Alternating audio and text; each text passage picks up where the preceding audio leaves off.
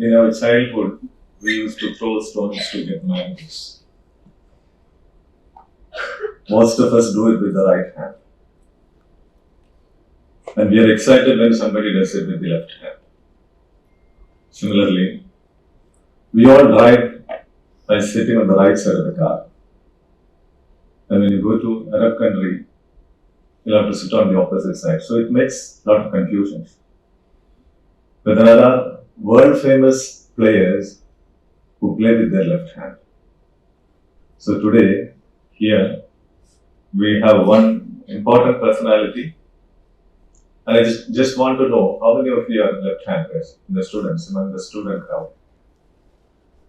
1, 2, 3. Okay, 3.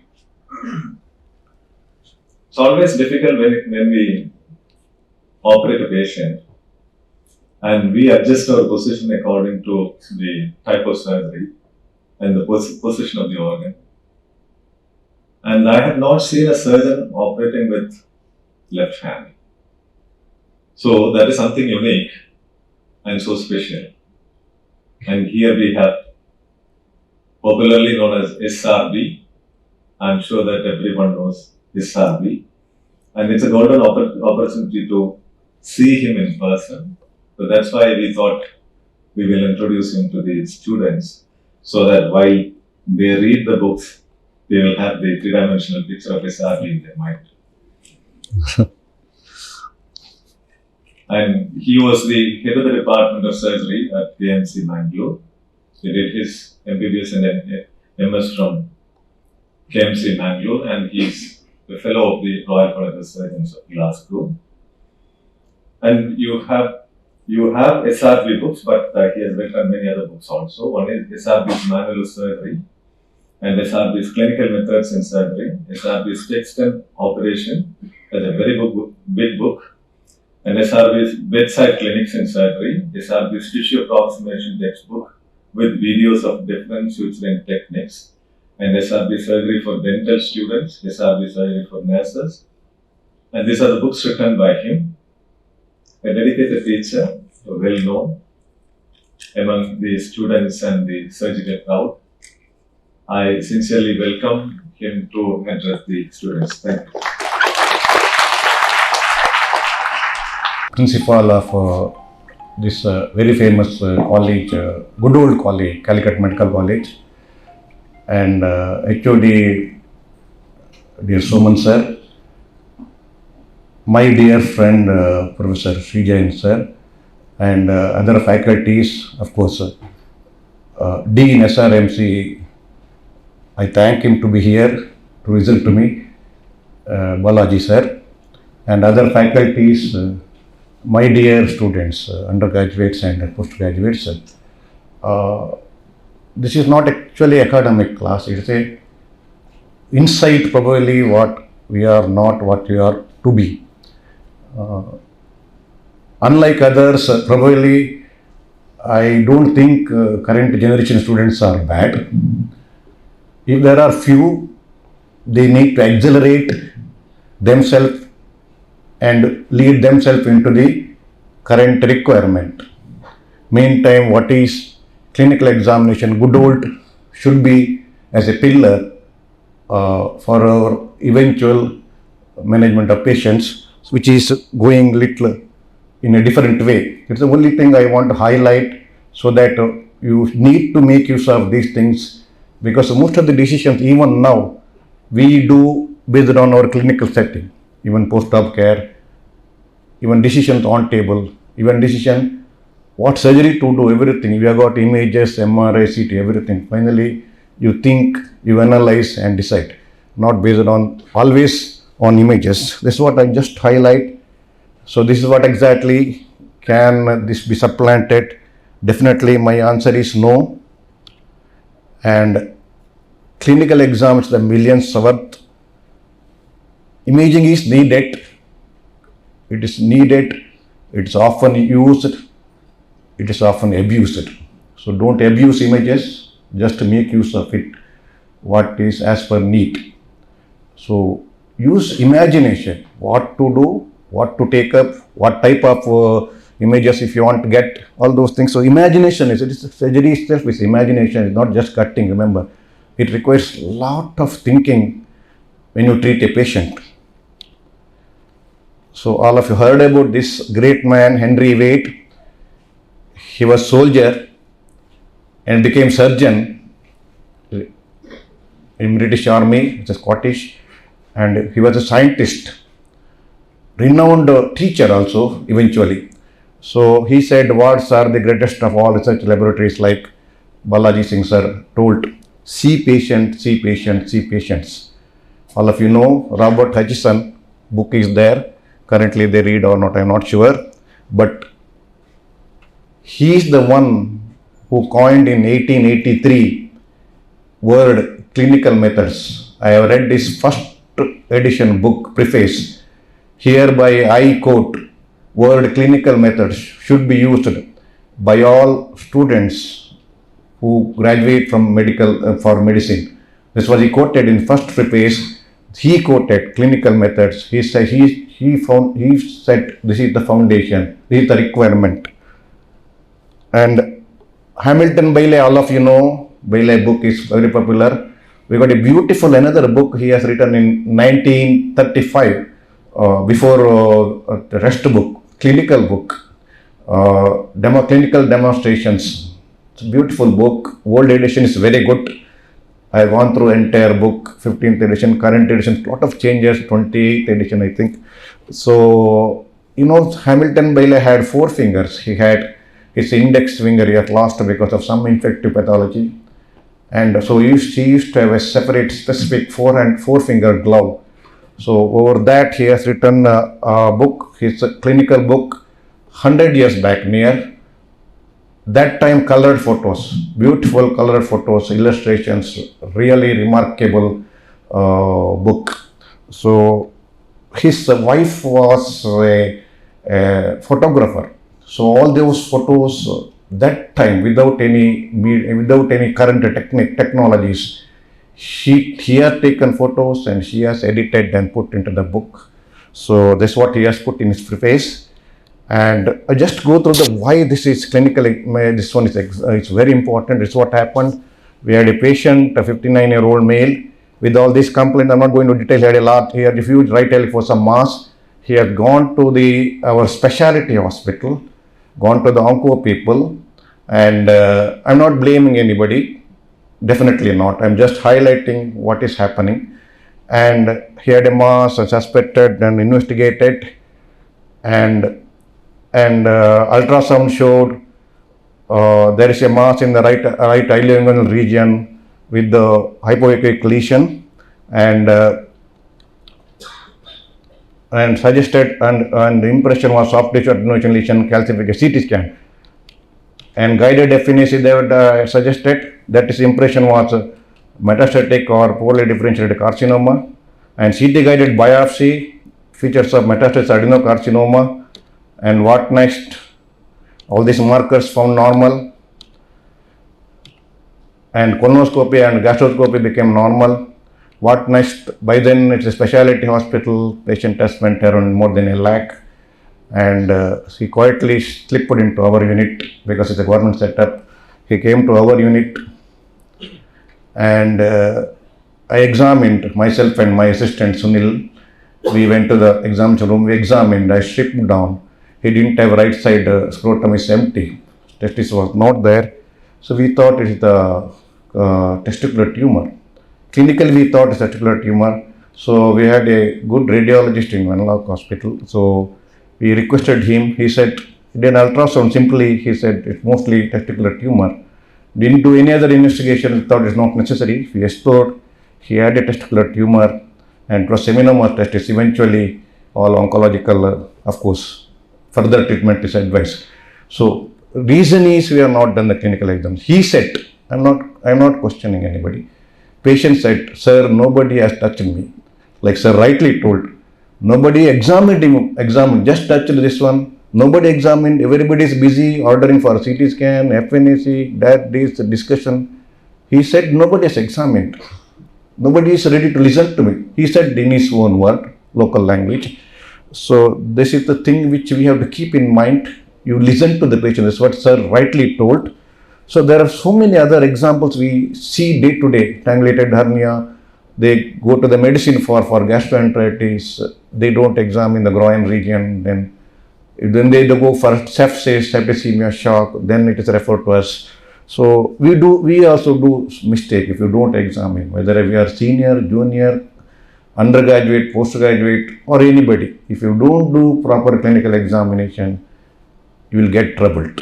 That's the basic thing. I just want to pass on this message. Back pain, where patient repeatedly going to the orthopedician for back pain, and actually it is an aneurysm. It's very common. And bladder, distended bladder is mistaken for ovarian cyst.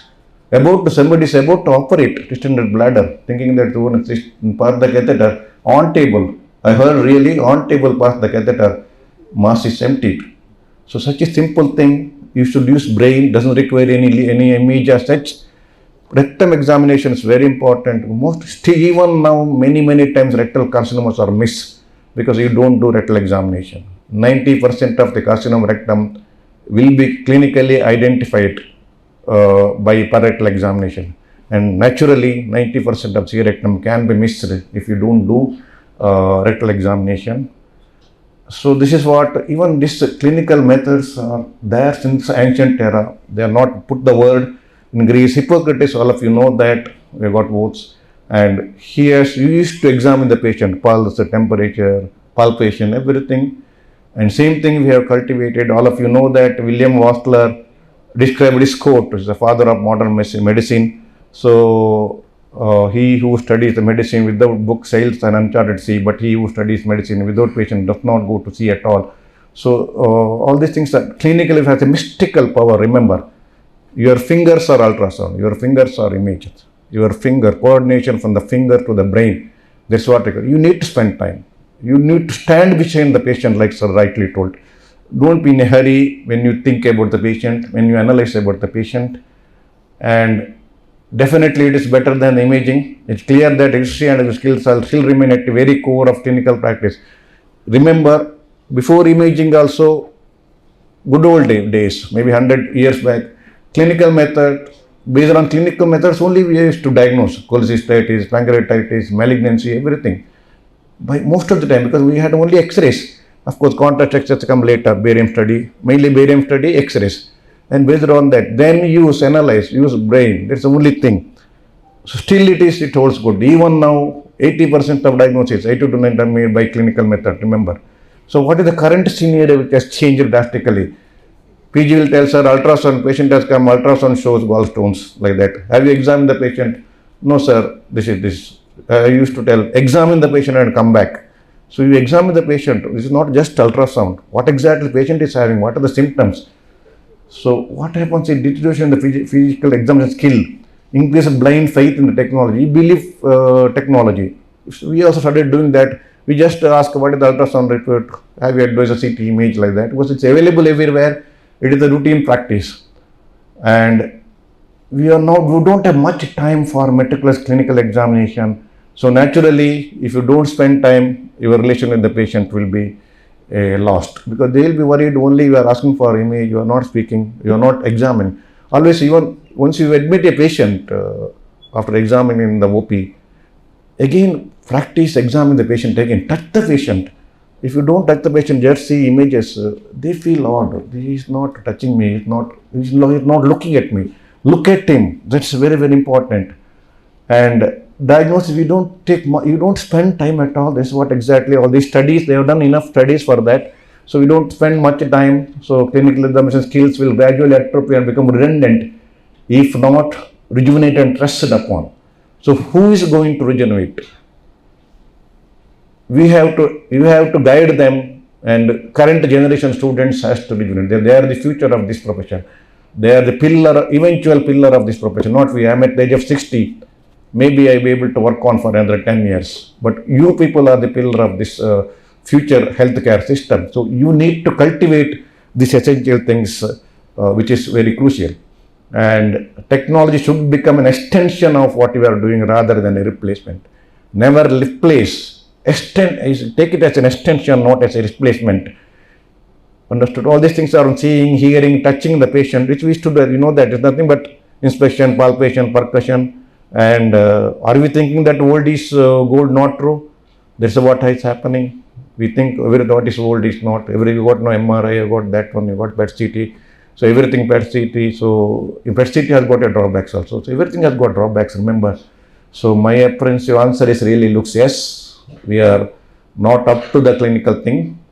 And why this demise? You should have some reason for that. Why entire system has gone in a different direction, unlike what we are supposed to be.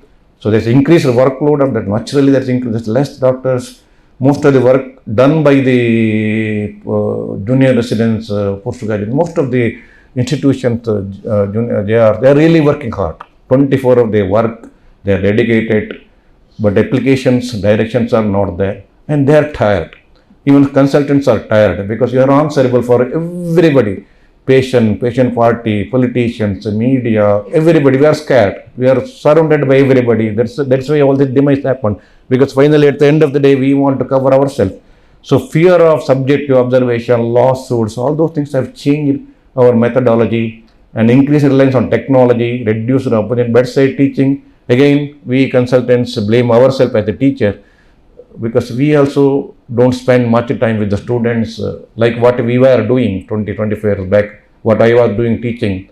Currently changed because students' approach is different, universities are in different way, council is in different way. So we need to adjust for that rather than actuals. It is inevitable, even though we don't want compulsion for us to change our teaching method because of the current compulsive need.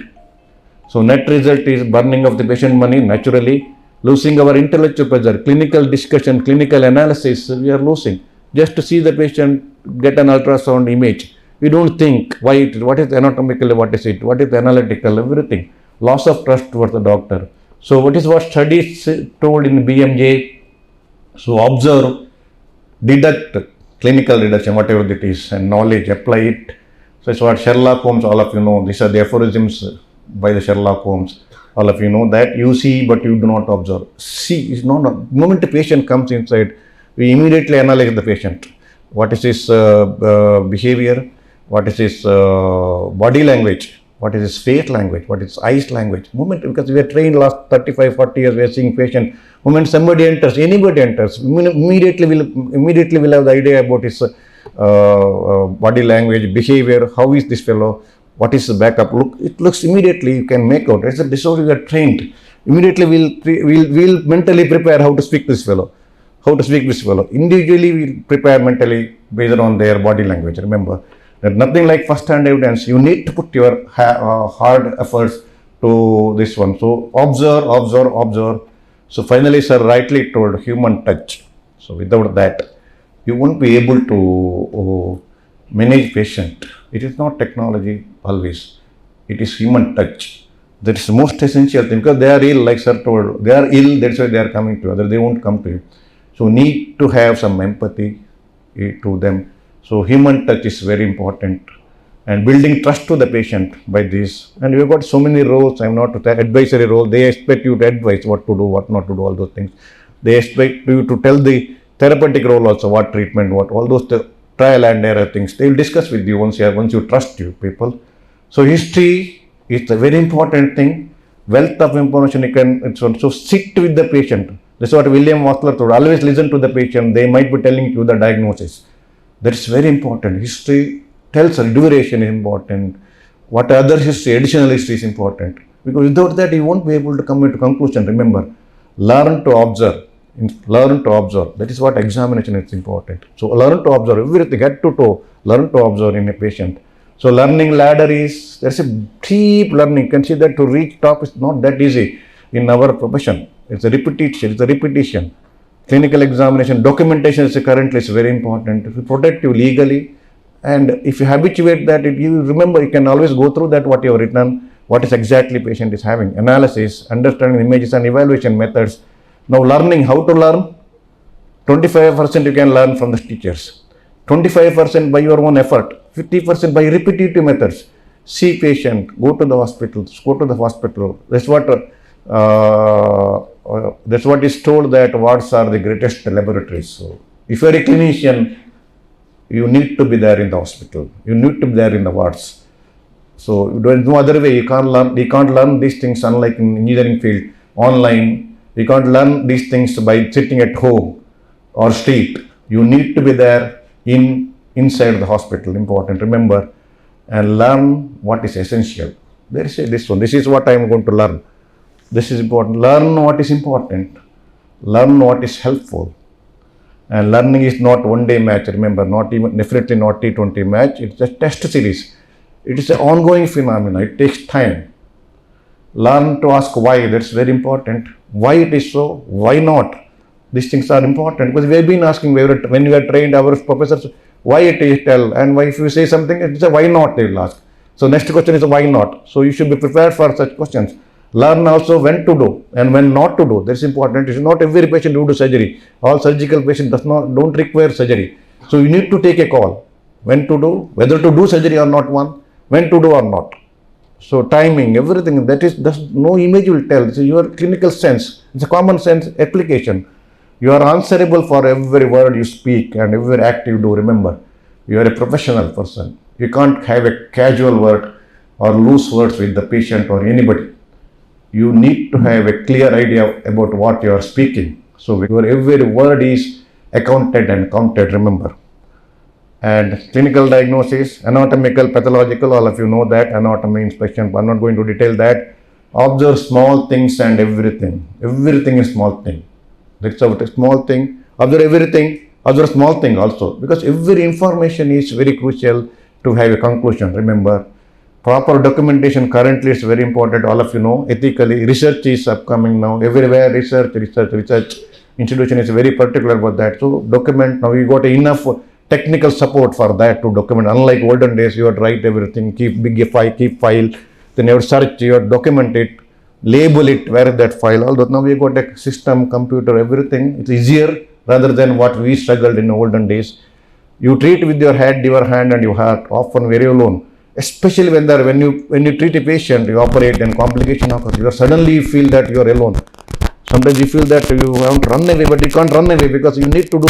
You